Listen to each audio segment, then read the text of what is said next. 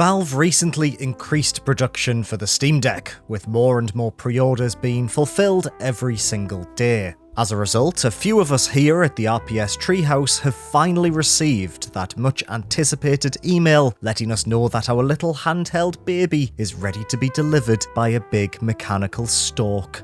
No. Editor-in-Chief Katharine was the first to receive their shiny new Steam Deck following hardware editor James earlier in the year, so we were keen to sit down to hear her first impressions of the console. Before we start though, a quick FYI, we recorded this back in early May and it's taken me so long to edit this video, distracted as I was by Jeff Fest and other bits and pieces that have been happening, that my own Steam Deck actually arrived a few days ago. Therefore, all the footage in the background of this video has been captured by me, so if you spot my little Geordie face reflected in the screen of the Steam Deck, you get why. Anyway, enough preamble, let's get going.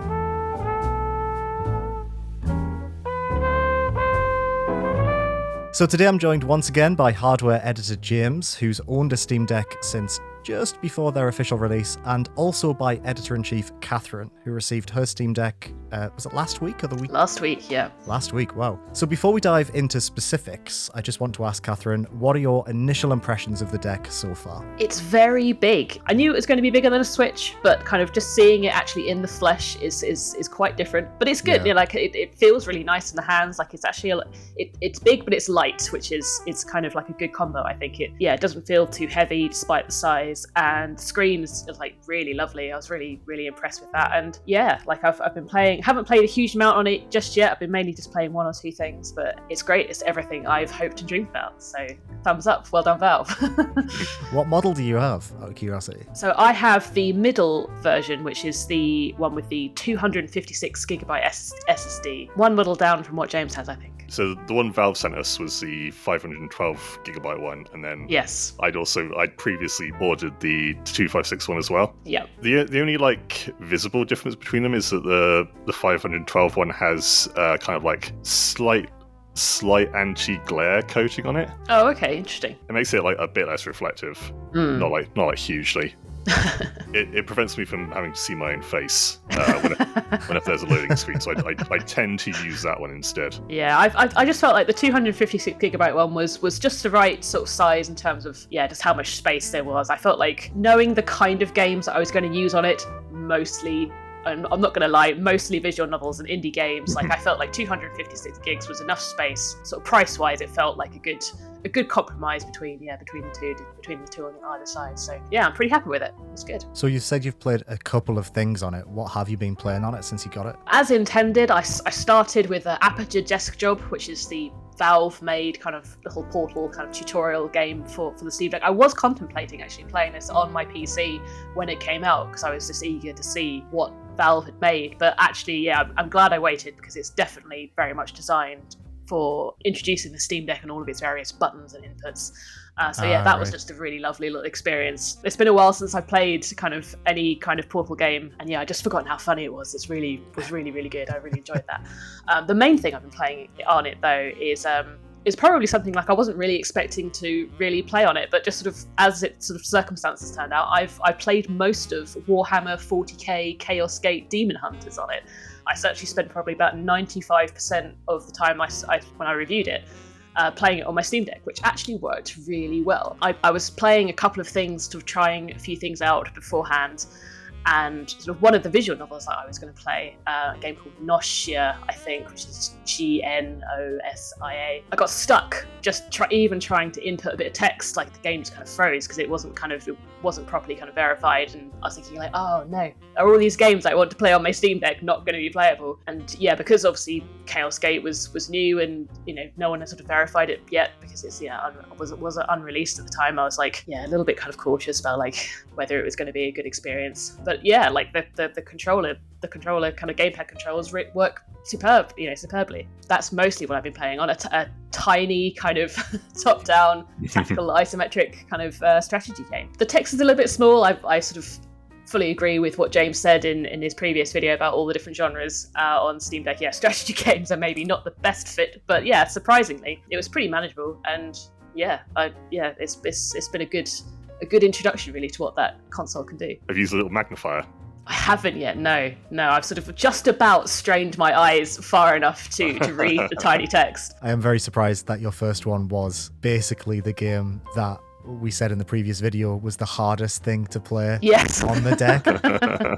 It probably says a lot about how well really good gamepad controls can carry something on the deck, because if it's for sure. considered that, then it makes it much easier. How are you finding the battery life?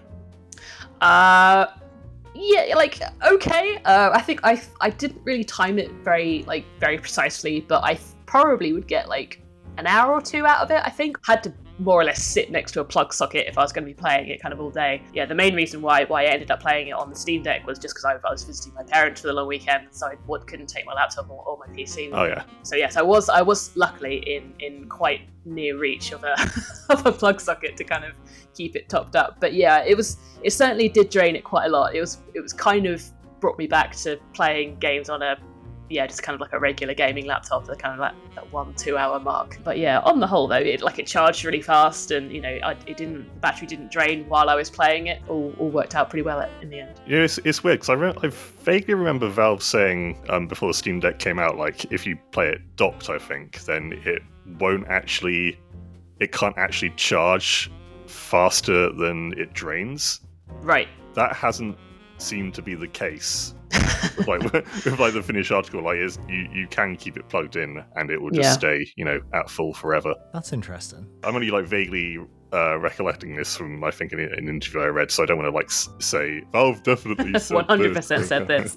Yeah. So you have had a Nintendo Switch for a long time, Katharine, and I think I'm right in saying that you've played a lot of games on the Switch. How do you find the deck compares to that console? Oh, I mean, they both do very similar things. I wouldn't say the experience of playing something like, say, Warhammer 40k Chaos Gate was kind of, there was still, say, for instance, with that game, there were still quite a few performance issues, which kind of, we've also run into with the Switch, games like kind of Hyrule Warriors and other games that push it to its limits. So kind of in that respect, they both still feel like they're kind of pushing at the limits of their technology, but because I'm sort of used to that, and even though spent many years being RPS's hardware editor before James arrived, kind of I'm not really that fussed about the kind of that many performance hiccups. I'm kind of okay because I know that these consoles are not designed to do these things, so I'm kind of maybe a little bit more lenient about these things than maybe others are. But yeah, kind of in terms of just the general kind of portability and the ease of with which you can use the games, the interface on the Steam Deck is really nice. I sort of find it quite easy to navigate and get games installed and stuff. And on the whole, I would say they're quite similar pieces of hardware, really. One question I wanted to ask you, James, last time we spoke, and I'll pose it to both of you now that you're both here. Does the Steam Deck feel like a premium product? Yes and no. It is quite plasticky still, considering the price. But then equally, I think that if it was made of something that was, if it was more premium, like a kind of metal or aluminium type thing, say you get on a gaming laptop, it would just be too heavy.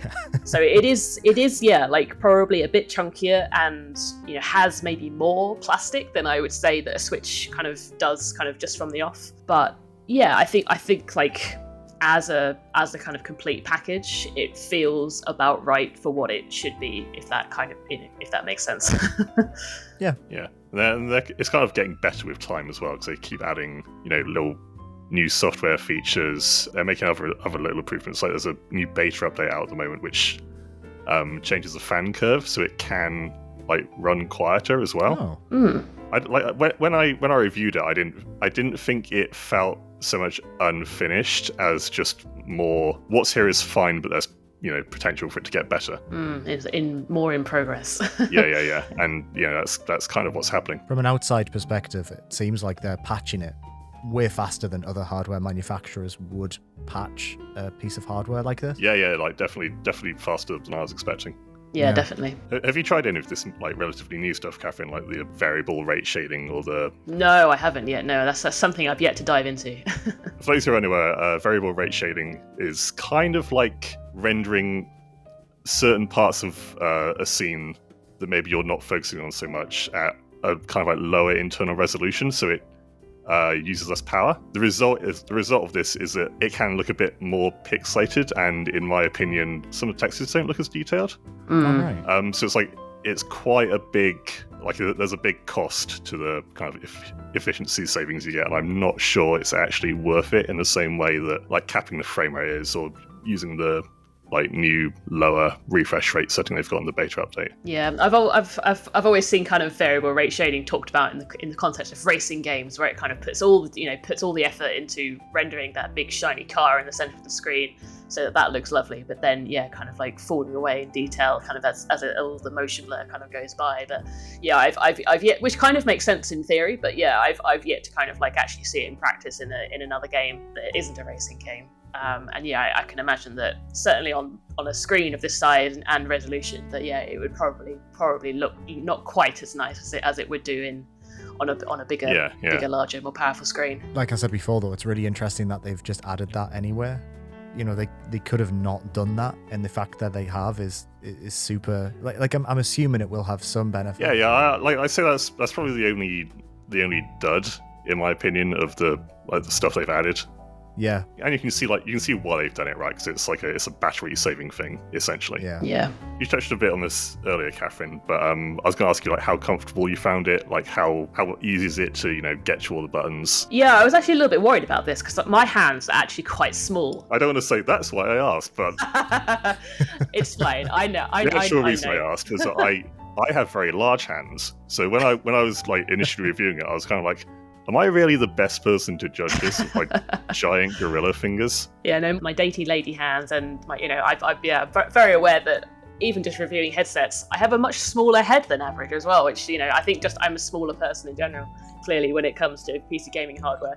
But yeah, I actually found, as I say, it not only felt good in the hands in terms of weight, but reaching all the various different buttons was it kind of felt really natural in my hands, so I was pretty pleased about that. To say I was worried that it would feel kind of like this enormous sort of slate that was sort of straining to reach all of the buttons. But yeah, no, it's all in very easy reach, so that's good. Yeah. Do you use the trackpads much or the thumbsticks? I haven't, not in Warhammer, but I do quite like actually how they feel. Like they're quite tactile, and I like the feedback that you get from them. And I think that again, I never used the Steam controller, but I was apprehensive about how they would either function or work. But when I was using them in the Aperture Desk Job, it felt really natural, like much more so than I was expecting. Yeah.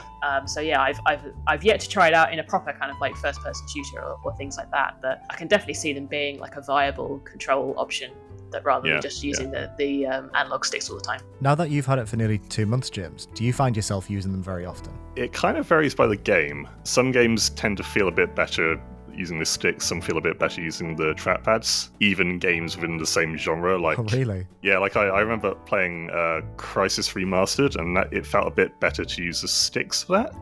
But then when I was playing Team Fortress 2, it felt a bit better to use the pads, and I'm not sure why that is. Like I think I said in the last video, I am not a natural gamepad user at all.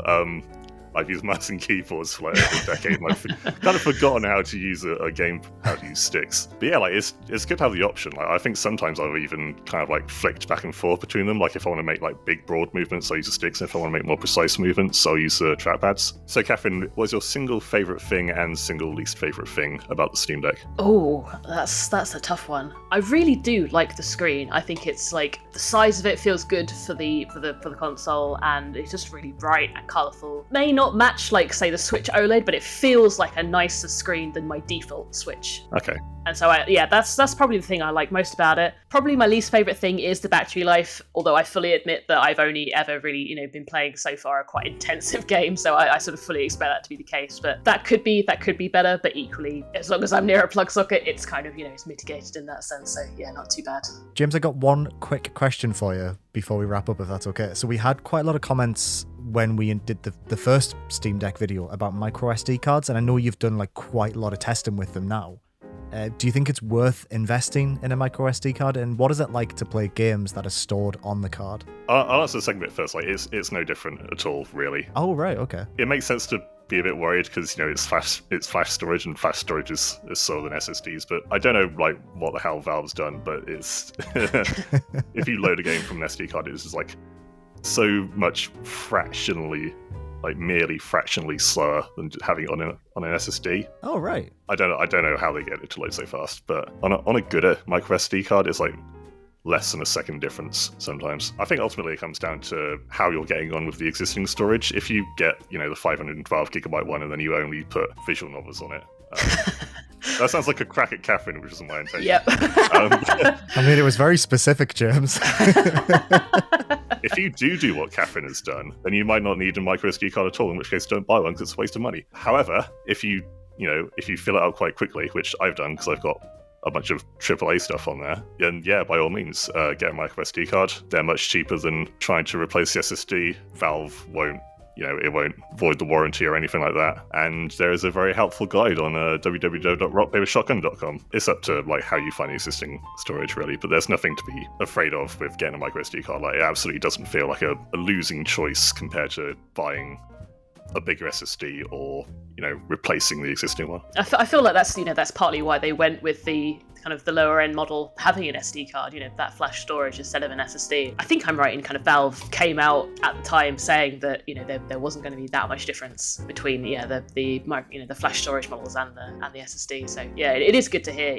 Even though I have at the moment only filled it with visuals and smaller indie games that some of which don't even stretch to 1 gigabyte. I am still contemplating sticking an SD card in there. So yeah, it is good to know that the experience is pretty much the same all around. So what games are you going to play next on the deck, Katharine? So sticking with the visual novel theme, I'm finally going to play Danganronpa and Danganronpa 2, which I've had in my Steam library for absolutely ages, but have never quite felt kind of compelled to sit up at my desk and play them. So they're definitely top of my list. I've also probably going to be using it for playing a lot of the Final Fantasy Pixel remasters as well, for very similar reasons, just because they feel better suited to a handheld, and I've been looking forward to playing them for a while, and this now seems like the perfect excuse. They seem like solid choices, to be honest. I think it's the perfect classic JRPG and visual novel machine. Definitely. What are you playing on yours at the moment, James? Just the other day I bought Toho Lunar Nights, which is a 2D Metroidvania, and it's like a fan game based on the Toho Project shoot 'em up games. This is actually the first game I've bought to play on the Steam Deck specifically, which wasn't something I was expecting to do. I was kind of very big into the idea of having, it's my existing Steam library. I can play all the games that I already know that I like. Yeah, this one's just like a quite, I don't want to say simple, but very controller friendly 2D game. It's a really good fit for the deck, and sometimes it's just nice to get away from the desk for a bit.